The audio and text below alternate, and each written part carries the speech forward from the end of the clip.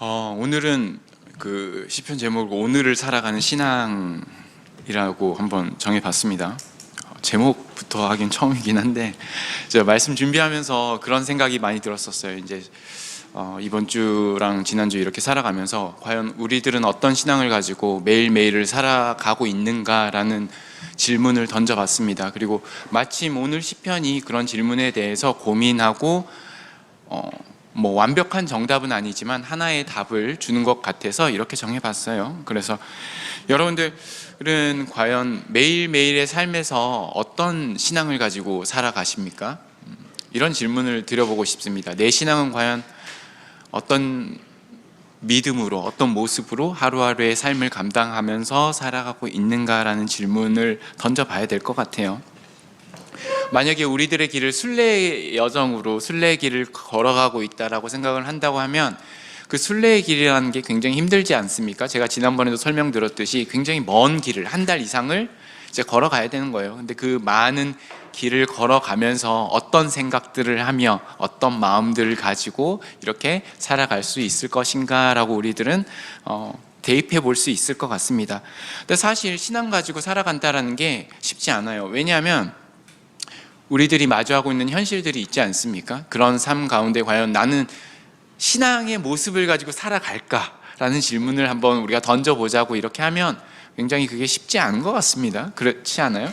여러분들, 그래서 우리가 그런 게 있지 않습니까? 그 주일날 받은 은혜가 큽니다. 그렇죠? 예배 때 받은 은혜, 그리고 목사님 설교로 받은 말씀의 은혜들, 그리고 사람들, 믿는 사람들과의 함께의 교제, 그 모든 순간순간들이 귀한데 그 은혜들이 사실 월요일 딱 시작되면은, 아니 집에 돌아가면은 잊혀지는 경우가 굉장히 많아요. 이게 뭐 우리가 기억을 못해서 그렇다라기보다는 제 생각에는 이 신앙을 가지고 우리들의 삶을 마주한다라는 것이 내가 순례의 길을 걸어가는 그 시점에서 굉장히 어렵지 않은가. 나는 과연 오늘을 그리고 지금을 어떤 신앙의 모습을 가지고 살아가는 것인가 라는 것들에 대한 문제가 아닌가라는 생각을 합니다. 오늘 시편 기자도 보면요, 똑같은 질문을 던지는 것 같아요. 왜냐하면 이 시편 기자도 신앙을 가지고 하나님에 대한 어떤 간구함을 가지고 순례길을 걸어가고 있는 여정이죠. 근데 이제 마냥 지난주와 같이 즐겁지만 않은 거예요. 찬송만 나오는 게 아니고요, 구원의 그 감격의 때만해서 찬양만 부르고 있을 때가 아니라는 거예요. 왜냐하면 그 각오하는 그 이유가 있다는 것이죠. 하나님을 찾는 간절한 이유, 탄원, 간구들, 이런 모습들이 오늘 시편에 잘 나와 있습니다. 오늘 시편은 123편, 4편 두 개를 볼 거예요. 하나가 짧아서 이렇게 두 개를 했는데 시편의 내용들이 굉장히 좋아서 제가 연계해서 한번 해보도록 하겠습니다. 다른 시편이긴 한데, 그러면 123편의 시편을 먼저 다 함께 읽어볼까요? 제가 이제 좀 잘라서 여러분들 읽기 쉽게 해놨는데 다 같이 한번 쭉 한번 읽어보도록 하겠습니다. 하늘에 계시는 주여, 내가 눈을 들어 주께 향하나이다. 성전의 선을 바라보는 종들의 눈같이, 여주인의 손을 바라보는 여종의 눈같이 우리의 눈이 여호와 우리 하나님을 바라보며 우리에게 은혜를 베풀어 주시기를 기다리나이다. 여호와여, 우리에게 은혜를 베푸시고 또 은혜를 베풀어서서 심한 멸시가 우리에게 넘치나이다. 안일한 자의 조소와 교만한 자의 멸시가 우리 영혼에 넘치나이다. 굉장히 짧으면서도 딱 와 닿는 그런 시편 같아요. 여러분들 그런 경우 있잖아요. 어딘가 가고는 싶은데 가기를 주저하는 경우가 있지 않아요? 예를 들면 이런 겁니다. 동창들한테 연락이 왔어요. 그래서 오랜만에 동창들이 보재. 친구들 모임이 가재. 쟤 어떻게 변했을까? 저 영숙이, 야, 내가 진짜 10년 만에 20년 만에 보는데 어떻게, 저 철수 어떻게 뭐 하면서 뭐 먹고 살까 하는 막상 기대에 부풉니다. 근데 당일날 딱 가려고 하니까, 집을 나가려고 하니까 가지 말아야겠다. 이런 경험 없으세요 혹시? 왜 그럴까요? 또 이런 것도 있죠. 제가 답은 얘기 안 하고 그 자녀들이 추석 명절 설날 때 서울에서 있는 청년들이 있습니다. 명절 되면 집에 가고 싶죠. 근데 가지 않아요. 많죠. 가족 그리고 결혼한 자녀들도 부모님을 보러 가지 않습니다. 왜 그럴까요?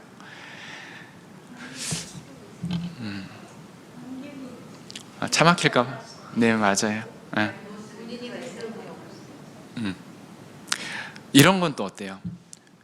주일 예배 때 여러분들 주일날 교회 오고 싶죠. 근데 특히나 어떤 그 교회의 예배가 은혜롭고 좋고 이러면 이런 저희 교회 같은 항상 기대가 저도 됩니다. 이제 만나는 사람들 기대되는데 항상 그런 기대가 이만큼인데 막상 교회에 가려고 하면 주일날 아침에 가기 싫은 경우가 있습니다. 저는 그런 청년들이 많아요. 제 가슴이 굉장히 아픈 그런 얘기 중에 하나인데, 교회에 오고 싶고 사람들 만나고 싶은데 막상 집을 떠나려고 하는데 주저하게 되는 경우가 있어요. 왜 그런지 아세요? 제가 3가지 예를 다 드렸지만 다 비슷합니다. 왜냐하면 아까도 우리 황 권사님 말씀해 주셨듯이 내 상황이 참 이게 굉장히 사람 비참하게 만드는 건데, 가고는 싶은데 가기 주저하는 그런 경우가 있어요. 그러니까 큰 걱정, 큰 상황, 가면 사람들 만날 텐데 교회에 오면요, 저 뒷자리에 혼자 앉아 있는 분들이 있어요. 앞에 앉아 있는 분들이 있는가 하면 뒷자리에 앉아서 누군가 그러더라고요. 아무도 나한테 말을 안 걸어줬으면, 예배는 드리고 싶은데 괜히 말하면 뭔가 힘들다라고 하는, 근데 또 있고는 싶고, 너무 그 말 못할 상황들, 그리고 그런 것들을 입 밖으로 꺼내야 하는 자신의 비참한 상황을 토로하는 그런 모습들이 있지 않습니까? 여러분, 그런 상황들을 공감하시나요? 공감하셔야 돼요. 이거 공감 못하는 사람들 많아요, 교회에. 그래서 말을 못 꺼내는 겁니다. 이런 상황이 있다는 거예요. 이게 뭐냐면, 하나님한테 가고 싶어요. 하나님 만나고 싶고 그러는데 순례길, 내가 이 순례자의 노래잖아요. 순례길을 행하는 거예요. 1년에 3회, 적어도 한 번은 가야 되는데 간절함이 있어서, 찬양하고 싶어서, 예배하고 싶어서, 그 사람들 모이는데 가고 싶어서 가려고 하는데, 가다 보니까 하루 이틀, 여러분 상상해 보세요. 수경을 해야죠. 밖에서 야영을 하는데 텐트 치고 불 피우고 모닥불 앞에 딱 있으니까 뭐가 떠오릅니까? 내 상황이 떠오르기 시작하는 거예요. 내 고민이 떠오르기 시작하는 거예요. 하나님을 찬양하면서 그렇게 낮에 힘차게 걸어갔는데 밤에 앉아서 혼자 있으니까 그런 상황들이 떠오르게 되는 거죠. 5만 가지 것들이 다 생각나는 거죠. 그런 상황을 잘 옮겨놓은 것 같아요. 여러분 보세요. 1절에 하늘에 계시는 주여, 내가 눈을 들어서 내 눈이 주께 향하나이다, 이렇게 얘기하는 거예요. 내 눈이 주께 향한대요. 여기서 이제 하늘에 계시는 주여는 이제 시인의 이제 하늘에 계신다라는 건 우리들과 동떨어진 존재, 무엇인가 모든 것을 다 하실 수 있는 존재라는 것을 이렇게 고백하는 것이 하늘에 계신 우리 아버지, 우리가 이렇게 고백하듯이, 네 하나님, 저는 땅에 있고요, 삶 가운데 이런 간구함이 있어요 하면서 2절에 뭐라고 표현하냐면, 이 표현들이 굉장히 재밌어요. 뭐라고 합니까? 상전의 손을 바라보는 종들의 눈같이, 여주인의 손을 바라보는 여종의 눈같이라고 표현을 합니다. 이 눈은 눈인데 내가 바라보긴 하나님을 바라보는데 어떤 시선으로 바라본다고요? 상전의 손을. 상전들은요, 노예들은 주인의 눈을 바라볼 수가 없어요. 이들은 눈을 항상 내리깔아야 됩니다. 그러면서 무엇을 봐야 됩니까? 손을 봐야 되는 거예요. 주인의 손을 까딱하면은 오라는 거고, 가 하면은 손으로 이렇게 하면은 가는 거예요. 주인이 은혜를 베풀어 준다고 한다면 종한테 이렇게 오라고 얘기를 할 거고요, 너 가 하면은 하는 거예요. 그러니까 이 노예 신분은 어떻습니까? 상전의 손밖에 바라볼 수 없는 그런 미천한 신분, 겸손한 자신의 모습을 시인이 이렇게 표현하고 있는 거예요. 시적으로 표현하고 있는 그런 강구입니다. 그러면서 이렇게 강구하게 우리들의 시선이 하나님을 그런 모습으로 봅니다. 즉 뭐예요? 나는 아무것도 할 수 없는 노예와 같은 신분입니다. 그러니까 하나님께서 나한테 오라고 해주셔야 돼요. 나 하나님 손만 바라보고 있다니까요. 할 수 있는 게 아무것도 없어요. 내 시선이 하나님을 그런 시선으로 바라보고 있습니다. 그러면서 무엇을 어떻게 간구를 합니까? 여기 보니까 눈 이렇게 반복되더니 이제는 은혜를 계속해서 얘기합니다. 2절 마지막에 우리에게 은혜를 베풀어 주십시오. 저 기다리고 있어요. 제 시선이 은혜를 베풀어 주시기만을 바라보고 있습니다. 그러면서 3절에 계속 뭐라고 합니까? 우리에게 은혜를 베풀어 주시고 또 은혜를 베풀어 주십시오.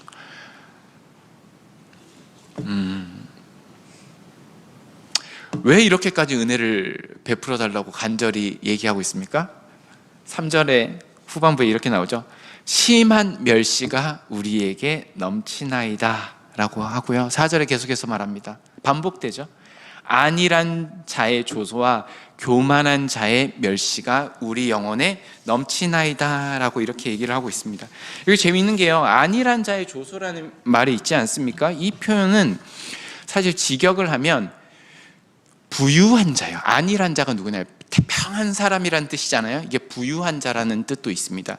그러니까 부유한 자가 교만해서 자기보다 못한 사람들을 돌보지 않는 사람들의 그런 조소, 비웃음거리, 그리고 교만한 사람들, 자기가 잘난 것에 있는 사람들이 나를 힘들게 하는 그런 멸시들이 자신의 삶에 너무나 많이 있다라고 하는 거예요. 이런 영혼들이 어떻게 한다고요? 내 영혼에 넘치나이다. 그러니까 이 사람이 시편 기자가 살아가는데 너무 힘든 거예요. 왜 힘듭니까? 이 삶이 은혜 가지고만 살아가는 게 아니에요. 현실적인 문제가 있는 거예요. 내가 삶을 보니까 나는 이렇게 힘든 삶을 사는데 나만 살면 몰라. 힘든 사람들끼리 살면 모르는데 그렇지 않다는 거예요. 이 세상에 부유한 자들도 있고 또 부유하고 권력 가지고 높은 자, 잘 배운 자, 더 많은 것들을 아는 자, 이런 사람들이 전혀 우리들의 모습 따윈 안중에도 없다는 시, 오히려 어떻게 합니까? 조롱거리로 만들고 비참하게 만들고 때론 빼앗기기도 하고, 나 그런 비참한 삶 속에서 너무나 힘듭니다. 내 영혼에 그러한 모습들이 너무나 가득 담기다 보니까 너무나 힘들어요. 때론 그들의 위협이 우리들의 생계를 위협하기도 할 것이고요. 때로는 그들의 비웃음과 멸시와 모멸감이 교회를 못 나오게 하고 동창회를 못 가게 하고 부모님을 못 가게 하는 그런 모습들. 나는 왜 남의 아들처럼 저렇게 떳떳한 아들이 되지 못할까? 나는 왜 저런 교인처럼, 저분들은 나 하나님의 은혜를 받아서 저렇게 됐다고 하는데 나는 왜 이런 은혜를 주지 않으시는 걸까? 교회 못 가는 거죠. 그런 모습들인 겁니다. 굉장히 여러분, 시인의 어떤 이 고백들이 좀 마음에 와 닿습니까? 근데 저는 이 시편이요, 굉장히 마음속에 와닿는 게 뭐냐면, 이게 뭐예요? 성전에 올라가는 노래. 그러니까 순례길을 행하면서 시인이 이 노래 부르라고 하는 거야. 그러니까 그 인생의 그 순례길, 그리고 성전으로 가는 그 순례길 안에서 이러한 모습들, 이런 것들도 우리가 주님께 간구하는 그런 모습들도 다 고민하고 있는 거죠. 그래서 제가 사실 어제도 그랬고 엊그제도 그랬고 사람들 이렇게 만나면서 얘기를 했는데 또 다들 못난 사람들만 만나가지고 예전에 한번 조 집사님이 그런 얘기를 했잖아요. 우리가 이제 사랑반 모임 하는데 자기 잘난 거 한번 얘기해보자, 이렇게 얘기를 했었는데, 제가 이제 곰곰이 생각해 보니까 어제 사실 말씀 준비해야 되는데 어떤 분이 오셔가지고 진짜 5-6시간을 밥 먹고 얘기하고, 근데 너무 좋긴 했는데 또 마음에 걱정이 많이 됐었는데, 어떻게 또 말씀이 기가 막히게 또 비슷한 말씀을 주셔서 많이 은혜가 되고, 말씀 준비하면서도 그랬었는데, 이제 얘기하면서 무슨 느낌이 들었냐면, 우리는 누가 못났나 이 경쟁 대회를 하는 것 같아. 그냥 이렇게 모여가지고 서로 자신들의 못난 모습들을 얘기하기 시작하는 거예요. 그러니까 제가 그 대화를 하면서 누군지는 얘기는 안 하겠지만 하면서 다들 눈시울이 붉어졌어요. 다 뭐 눈물 거의 흘리신 분들도 있었고 그랬는데, 그러니까 자기 비참한 얘기하는 거야. 남자들끼리 모여가지고 청승맞게 카페에서 눈시울 뻘게 가지고 누가 못났나 자기의 어떤 비참한 현실을 이렇게 얘기를 하니까, 내가 사람들 가족한테 나갈 자신이 없고 이 부모한테도 갈 자신이 없고 나의 상황들을 이렇게 얘기를 하니 이거 뭐 어떻게 가슴만 먹먹하고 한 사람이 하는데 잘 될 겁니다 뭐 이렇게 얘기할 처지가 아닌 거야 우리가. 그러니까 다 자기 처지들 이렇게 얘기합니다. 그런 얘기들 잘 못하죠 남자들이. 되게 우리 자매님들은 좀 많이 얘기하는 것 같은데 남자들 잘 눈물도 안 보이고 자기 어려운 처지도 잘 얘기 안 하지 않습니까? 그 남자들은 또 가오가 있지 않습니까? 또 이렇게 앉으려고 하는. 근데 이제 미안한 거죠. 그런 얘기들을 나오기 시작하니까 가족한테 미안하고 미안한 사람들이 많아요. 그러니까 교회에서도 되게 힘든 거예요. 그 뭐 월요일 만난 친구들도 그래요. 우리는 이제 막 만나면서 얘기하면서도 청년들인데 감당하고 살아가야 할 것들, 내가 참고 인내하고 살아야 할 것들이 많습니다.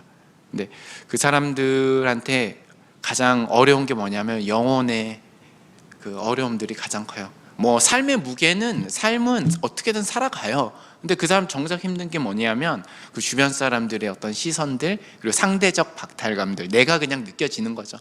사단이 우리를 가장 힘들게 할 때가 언제입니까? 내 마음이 공고해질 때, 그때 그냥 쑤시고 들어오는 거예요. 그거 갖고 내가 못 먹고 사는 거 아닙니다. 나 잘 먹고 삼시세끼 먹고 살 수 있어요. 근데 삼시세끼 먹는다고 우리가 살아갑니까? 그렇지 않아요. 우리들의 마음이 그때 그냥 아침 저녁, 제가 그 얘기했어요. 나는 요즘에, 예전에는 저녁에 힘들 때 혼자 깨서 걱정 때문에 힘들 때 힘든 게 제일 힘든 건 줄 알았는데 제가 요즘에 좀 아침에 눈 뜨면서 걱정이 시작되는 날들이 있어요. 아침에 딱 눈 떴는데 뭐 때문에, 이게 아침에 딱 하면 개운하게 일어나야 되는데 걱정부터 나는 거야. 아침부터 게임. 여러분 그런 거 아세요? 그러면 하루가 몇 시간 동안 이 걱정으로 시작하잖아요. 이게 뭐 어떻게 하지? 나 그냥 똑같이 살면 되는데 걱정으로 시작되는 그런 삶의 모습들, 그런 게 있어요. 그리고 뭐 여러분들 교회에서는 안일한 자의 조소와 교만한 자의 멸시, 심한 멸시가 없을 것 같습니까? 그렇지 않습니다. 되게 가슴 아픈 이야기인데, 교회 성도들이 자신도 모르는 사이에 누군가에게 상처 주는 일들이 많아요. 제가 한 번은 이제 저 부엌에서 커피를 타고 있는 누구 주려고 하는데 뒤에서 그런 소리를 들었어요. 제가 저를 몰랐겠죠. 근데 이거 얘기하면 너무 가슴이 아픈데, 제가 그 일청년부 담당하고 있지 않습니까? 근데 이제 뒤에서 이제 그런 얘기가 있는 거예요. 우리 청장년들이 저 일청들 나이 안 적다, 청년부 아니다, 저 우리보다 나이도 많은데 결혼 안 하고 있는데 저러고 이제 뭐 있는 거다, 우리가 더 어리다, 뭐 이런 얘기를 이제 제가 그 비웃으면서 농담거리로 하는 게 들었었는데, 확 때려주려고 하다가 진짜 가슴이 너무 아픈 거야. 그런 거 있잖아요. 감당하고 살아가야 되고, 그냥 남들은 그게 그냥 농담거리이고 지나가는 말들일 수 있는데 누군가에게는 그거를 인내하면서 살아가야 되는 삶의 무게들이 있는 거예요. 그렇죠? 여러분 그런 분들에게 어떻게 위로해 주실래요? 하나님의 은혜가 어디에 있다고 얘기를 해 주실 겁니까? 그분들이 신앙생활을 안 했습니까? 아니에요. 누구보다도 열심히 한 분들 많습니다. 우리가 상상할 수 없는 그 삶의 무게를 견디면서 살아가는 분들에게 어떻게 여러분 그런 얘기들을 풀어냈을 때 뭐 하나님이 도와주신다고요? 인내하면서 그냥 그대로 평생 살라고요? 그런 말들 할 수 있습니까? 교만하게? 그 사람의 무게, 삶의 무게를 내가 얼마나 안다고. 그 사람 아니고서는 알지 못하시네요. 네, 그런 거예요.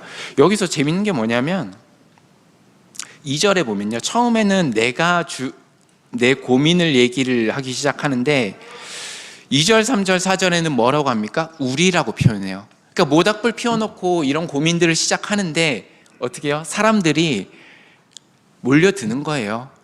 그러니까 이 말은 무엇입니까? 나 혼자만 해, 그런 게 아니라 사람들이 다 그 얘기하는 겁니다.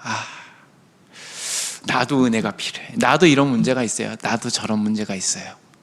각각의 모습으로 하나님의 은혜를 간구하는 순례자들의 고백을 담고 있는 겁니다. 자, 그래서 그럼 과연 어떻게 우리들은, 성경은 우리들에게 이런 상황 속에 있는 내 삶에 위로를 줄까라고 했었을 때, 이게 뭐 답은 아니지만 한 가지 방법으로 우리들에게 한 가지 방법을 알려주고 있는 거예요.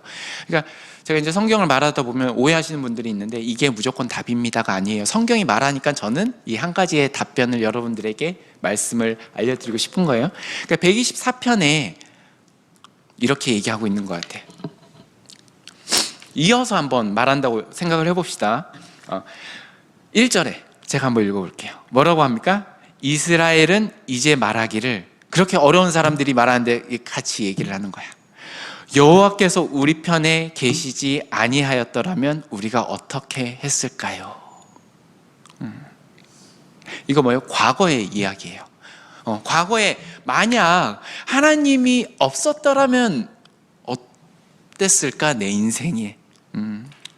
이거를 이제 히브리 원문으로 번역을 하자면 천만다행입니다, 하나님이 있어서, 이런 표현입니다. 하나님이 있었기 때문에 천만다행. 그러면서 나머지 이야기들이 쭉 이어가는데요. 여러분 3절, 4절, 5절 처음에 뭐로 시작합니까?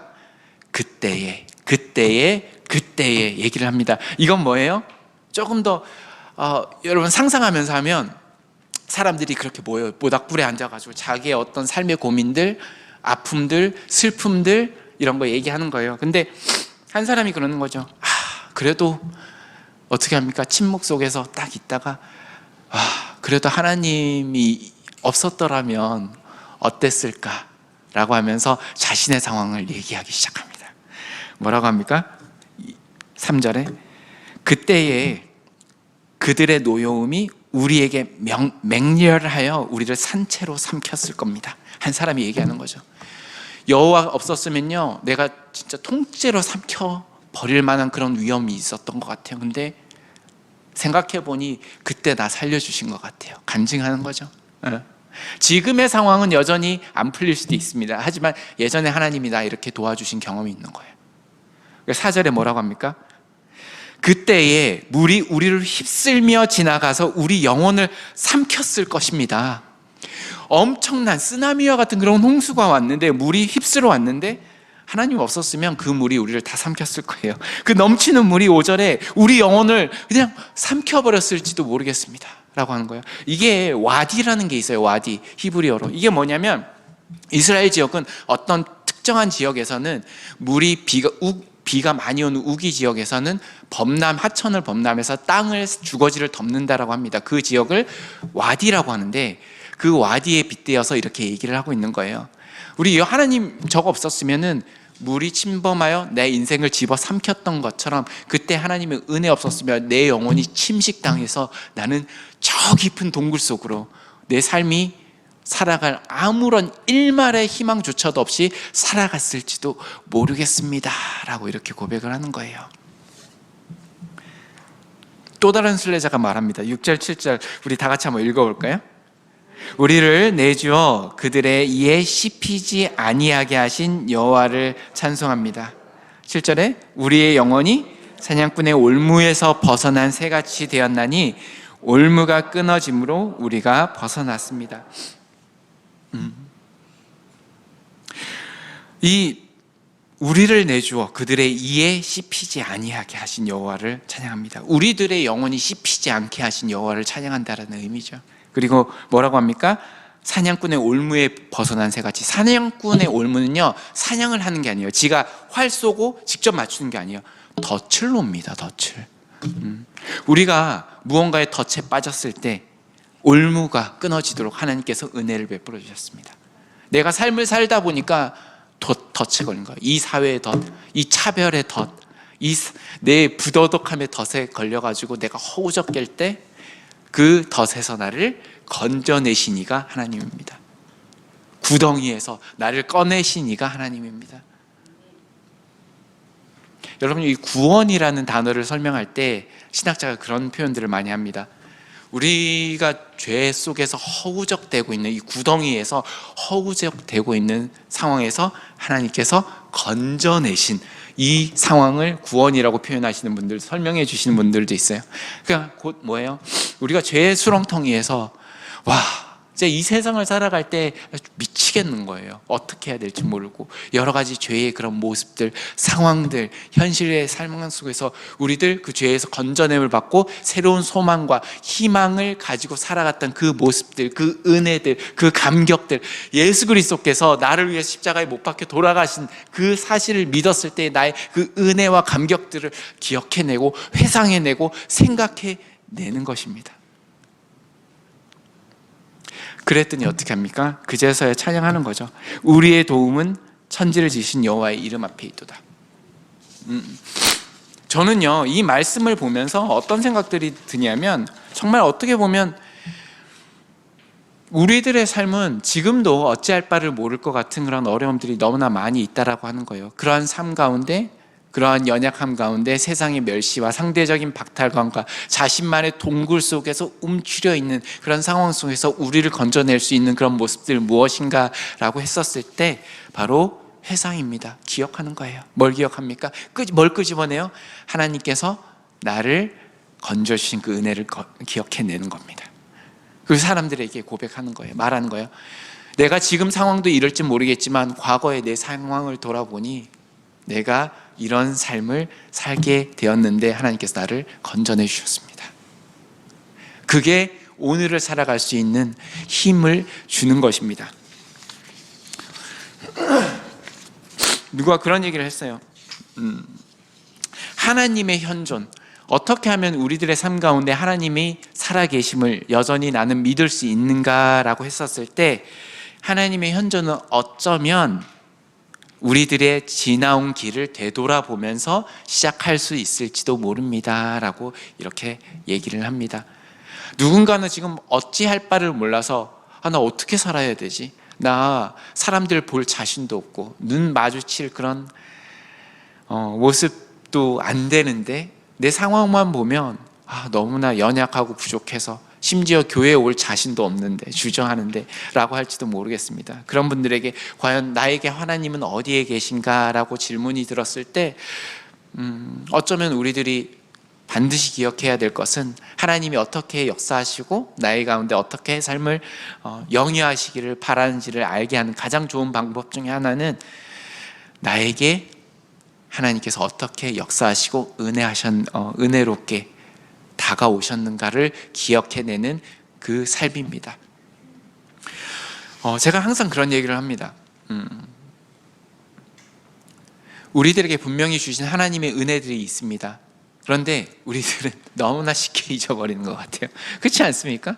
그 하나님의 은혜 오래 안 갑니다. 여러분들 그 하나님의 간증, 하나님의 일하심 이런 거 너무나 사모하셔가지고 누군가의 간증이나 간증 그 유튜브 이런 것도 많이 보시죠. 그래서 누가 저렇게 일했대라는 거 많이 찾아보시는데, 여러분 그렇게 삶의 하나님 속에서 큰 은혜를 부어주신 그 사람들이 과연 하나님의 은혜를 얼마나 기억하면서 간직하면서 살아갈까요? 얼마 못 갑니다. 왜냐하면 그 사람 나랑 별반 다르지 않거든요.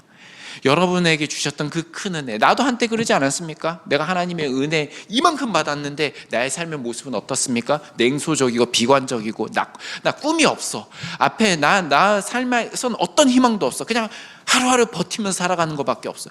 이런 삶의 모습 가지고 살아가지는 않습니까? 혹시? 나 다 포기했어. 내 인생 그냥 이러다 죽는 거지. 견디면서. 여러분 아니에요. 희망 가지면서 사셔야 돼요. 소망 가지면서 사셔야 됩니다. 우리들은 어떻게 이런 걸 가지고 있을까? 계속해서 끄집어내는 수밖에 없어요. 나 하나님께서 이렇게 사랑했던 사람입니다. 하나님의 은혜에 감격하면서 살아갔습니다. 희망 없이 소망 없이 어떻게 하루하루를 살아갈 수 있겠습니까? 그리고 아쉽게도 이런 희망과 소망들은 쉽게 잊혀져 간다는 걸 우리가 기억해야 될지도 모르겠습니다. 그래서 우리가 믿는 이들끼리 이러한 모습들로 나가가야 되는 줄 압니다. 그리고 그렇게 함께 하나님의 은혜를 겸손한 모습으로 나눌 수 있는 그 분들이 바로 여러분들 옆자리에, 그리고 우리들 교회에 있는 것일지도 모르겠습니다. 저는 오늘의 시편을 보면서 그런 생각들을 합니다. 과연 오늘을 살아가는 나의 신앙의 모습들은 어떤 모습일까? 나는 무엇을 어떻게 가지고 살아가야 될까라고 했었을 때 여러분 끊임없이 하나님께서 여러분들에게 부어주신 은혜를 기억해 주십시오. 제발 이 세상의 그 참담함과 내 슬픔과 상황들이 하나님의 은혜를 덮어버리게 여러분 두지 마세요. 쓰나미처럼 그 홍수들이 내 영혼을 잠식당하게, 그리고 내 동굴 속으로 갇혀버리게 여러분 놔두지 마시기 바랍니다. 누군가 여러분들의 주변에 그런 영혼들이 있다고 한다면 그 영혼들에게 다가가서 하나님께서 하나님 없었더라면 어떻게 했었을까? 이걸 다시 한번 기억해 보시길 바래요. 하나님 없었더라면 이라는 그 신앙 가지고 오늘을 살아가는 신앙을 여러분들이 살아갔으면 좋겠습니다. 내 힘듦과 어려움들 있죠. 그런 삶 때문에 내가 우울하고 하루하루 그저 살아가는 그 인생이 아니라 나를 도와주셨던, 이전에 구원해 주셨던, 그리고 하나님 우리들을 위해서 분명히 큰 상금과 복을 주신다라고 얘기하지 않았습니까? 123편의 이 시편의 기자의 그 은혜라는 게요, 실제적인 도움을 말하는 거예요. 확신 가지고 기도하는 겁니다. 이 기자의 그 은혜가, 그 간절한 신앙인과 모습에 이런 모습들이 보이십니까? 나 힘든데 하나님 나 은혜 도와주세요. 나 도와주셔야 돼요. 간구함으로 그 길을 주저하지 않고 간구하면서도 그렇게 나아가는 겁니다. 그리고 그 순례길을 걸어오는 사람들에게 이 노래 부르라고 하는 거예요. 간구하는 노래도 불러.